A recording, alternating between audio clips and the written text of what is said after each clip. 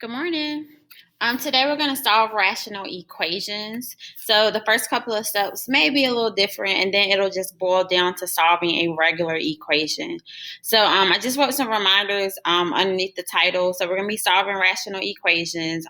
Just some reminders. A rational number can be expressed as a fraction, like we've been working with for the past several days. So we have a numerator and a denominator. When you add or subtract, the denominators have to be the same. That is not the case when you're multiplying and dividing, only when you're adding and subtracting. So we're going to go through and do a few examples. So the whole goal is to get the variable by itself, just like with a regular linear equation. That's our goal, to get the variable by itself. So before we get started, all the denominators have to be the same. So if I'm looking at problem number 1, this is the problem that we have, and we're trying to solve for k. All the denominators have to be the same. This is 6k squared, this is 3k squared, and this is a regular k. We need to find the least common multiple so that all of my bottom pieces are the same. So if this is a 6, I need to make this be a 6. So I need to multiply this, the top and bottom, by the number 2. This is just a 1 in the front, so I need to make it a 6. So I need to multiply the top and the bottom by 6. Now let's deal with the variable. This is k squared. This is k squared. This is only a regular k. So I need to add a k to it.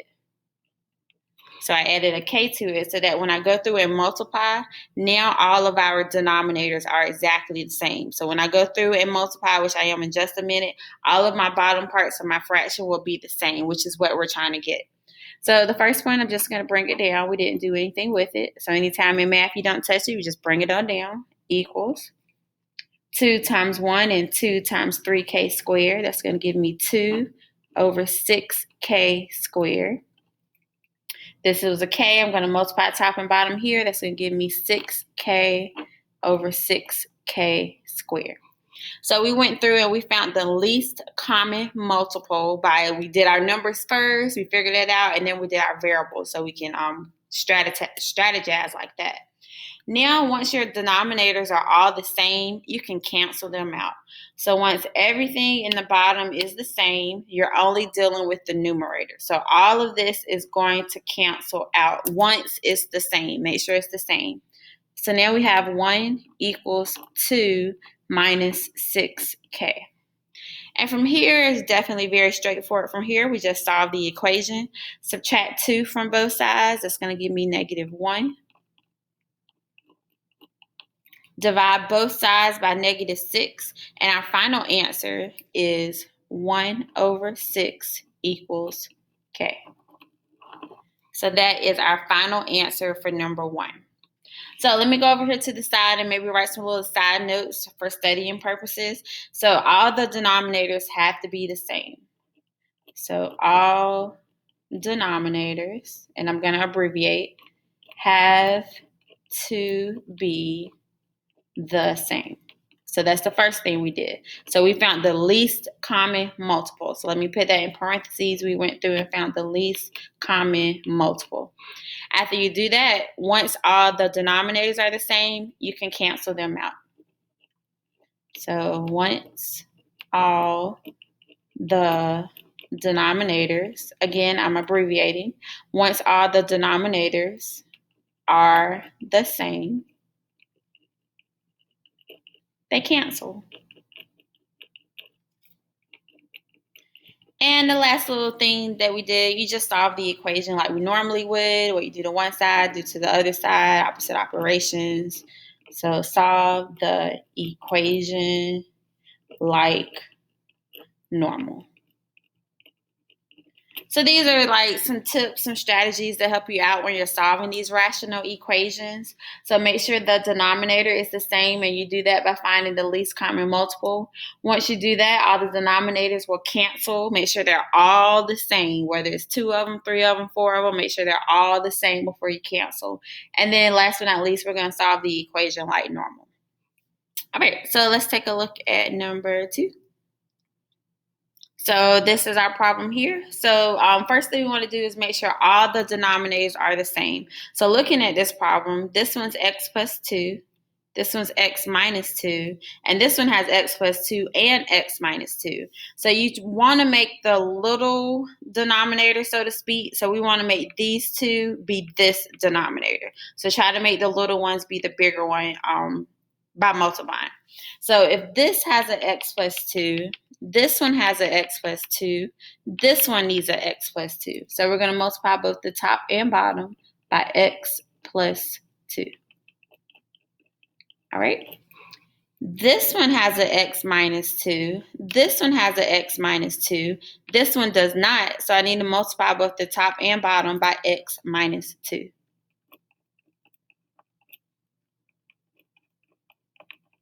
Okay, so that is the first thing that we did. We need to make sure all the denominators are the same. So I kind of went through piece by piece. Now all the denominators will be the same. It's going to have an x plus 2, x minus 2, x plus 2, x minus 2, x plus 2, x minus 2. Now all the bottom pieces are the same. So I can multiply what's on top. So I'm not going to multiply it yet. For right now, I'm just going to put them beside each other so that you can clearly see that all the denominators are now the same, which is the goal that we are trying to get to. So I'm going through and making sure that all of my denominators are the same, which they are. Now, once all the denominators are the same, you can cross them out. So they are all the same. They both have the two factors here, so we can cross those out. Now we're just left with a regular equation that we're going to go through and solve like we normally would by doing the distributive property, combining like terms, etc., and so on. So this is going to give me 5x minus 10 plus 3x plus 6 equals 12. Make sure you combine like terms where you're on the same side. You do the same sign. So 5, 6, 7, 8. That gives me 8x. Negative 10 plus 6 is negative 4. And that is equal to 12. From here, we're going to add 4. So that gives me 16. And last but not least, the opposite of multiplying by 8, we're going to divide both sides and we get 2. So our answer is 2. So we went through the same 3 strategies we did for the first problem. Make sure all the denominators have to be the same. Once all the denominators are the same, you can cancel them out, and then we solve the equation like we normally would. It's also important to note that whatever number you substitute into your denominator does not make your denominator 0, or it's going to be undefined. Okay, so that's also important to look at. Let's try one more. Let's try one where we're going to have to factor and kind of break it down to see what we're missing. So this is problem number 3 that we're going to go through and solve. So 1 over r minus 2 plus 1 over r squared minus 7r plus 10 is equal to 6 over r minus 2. Now, try to make the simpler ones be the complicated problem. So, complicated denominator. So, this one definitely has more pieces than the other two. So, we want to make the other 2 pieces look like this. Now, we need to factor this. So, we need to break this down so we can see what components that it's made of. So, we're going to factor this. So, I'm going to do my parentheses. We're looking for 2 numbers that multiply to give me 10, add to give me negative 7.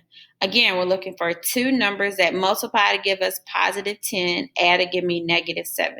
So those numbers are negative 5 and negative 2. So now this denominator is r minus 5 times r minus 2. So this one is missing the r minus 5. So I need to multiply the top and bottom by r minus 5.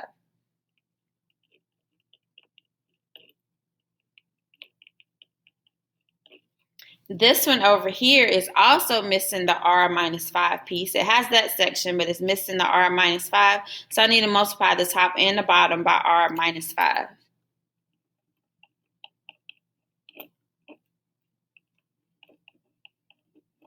Okay, now from here we're going to go through and we are going to make sure that our denominator is all the same. So this is going to give me 1 times r minus 5. That's not going to change anything. That's still going to be r minus 5 over r minus 2 over r minus 5. My middle fraction I didn't do anything with, so I'm just going to bring it down. So r minus 5 times r minus 2. And last but not least, this one here has all the pieces that we need. So now our denominator is all the same all the way across. So now the denominators are all the same all the way across the problem. All three fractions have r minus 2 times r minus 5. Once your denominators are the same, you can cancel them out. So go ahead and cross those out. Now we're left with r minus 5 plus 1 equals 6 times r minus 5. And now we can go through, do our thing, and we can solve our equation. So negative 5 plus 1 is negative 4. We do the distributive property. That's going to give me 6r minus 30. From here, you have options. I am going to subtract r from both sides. So subtract r from both sides is the first thing that I'm going to do. After I do that, I'm going to add 30 to both sides. So add 30 and add 30. And the opposite of multiplying by 5, we are going to divide both sides by 5, and we get a fraction, but that is A-okay. So we get 26 over 5 equals R. So nothing wrong with a fraction. So this is how you solve rational equations. Again, make sure all your denominators are the same by finding the least common multiple. Once all the denominators are the same, you can cancel them out. And then you solve the equation like you normally would by doing opposite operations.